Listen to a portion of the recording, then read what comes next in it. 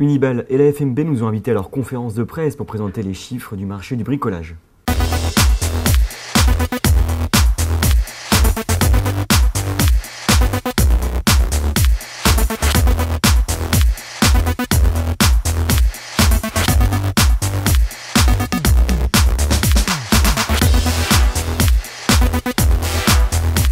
Avant de rentrer dans le vif du sujet, on a demandé au président de la FMB de nous expliquer ce qu'était le marché du bricolage. Le marché du bricolage, c'est d'abord des consommateurs qui sont en recherche de produits à travers deux motivations, le besoin et l'envie. Et justement, parlons chiffres, où en est la situation du bricolage en France ? Aujourd'hui, on a un marché qui est en légère reprise, donc on parle d'une reprise plutôt encourageante, puisqu'on a un marché qui a progressé de 1,9% en 2016, alors que les années précédentes avaient été plutôt stationnaires, avec des progressions plutôt de l'ordre de 0,6-0,8%. Tout ça sent bon la reprise, le bricolage est le deuxième secteur derrière l'alimentaire à avoir créé le plus de mètres carrés en 2016. Cela explique les chiffres, mais pas que.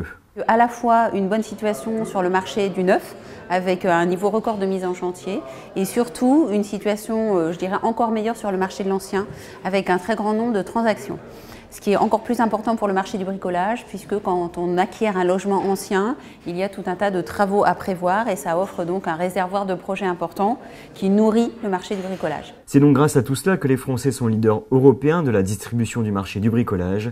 Mais parmi tous ces distributeurs, lequel tire son épingle du jeu ? Ce que l'on peut dire de manière générale, c'est qu'effectivement, on constate depuis quelques années, en particulier en 2016, une percée entre guillemets de Leroy Merlin, qui est l'enseigne qui a le mieux fonctionné sur cette année. La part du e-commerce dans ce marché reste très faible. Madame Lozac nous explique pourquoi. Historiquement, c'est un marché qui s'est développé beaucoup plus récemment que d'autres univers. Un des freins principaux, c'est le fait que le bricolage réponde à une optique projet. Donc ce sont souvent des projets complexes qui demandent, je dirais, à la fois une multiplicité de produits, donc ça devient compliqué à acheter sur Internet, et aussi qui demandent surtout un accompagnement et un conseil. Et c'est là que, bien évidemment, le magasin a une carte à jouer. Tout le monde est d'accord pour dire que dans le futur, il faut travailler sur cela. Il faut également améliorer le contact humain qui est un élément clé de ce marché. Et sinon, quelles sont les prévisions pour 2017 ? On reste assez optimiste pour cette année puisqu'on voit que le marché de la construction affiche des belles reprises de l'ordre de 10%, que les ventes d'immobilier se portent parfaitement bien aussi, que le moral des ménages est plutôt au beau fixe par rapport à ces 5 ou 6 dernières années. Donc tout ça devrait se transformer en chiffre d'affaires dans les magasins de bricolage. Avant de se quitter, la FMB et Unibal espèrent que la situation va s'améliorer et s'adresse directement au gouvernement.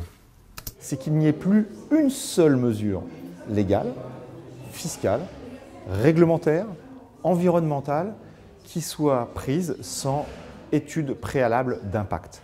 Cette émission touche à sa fin. Vous l'aurez compris, entre bricolage et construction, il n'y a qu'un pas. La reprise dans le secteur du BTP est bel et bien là et se ressent directement sur le marché du bricolage.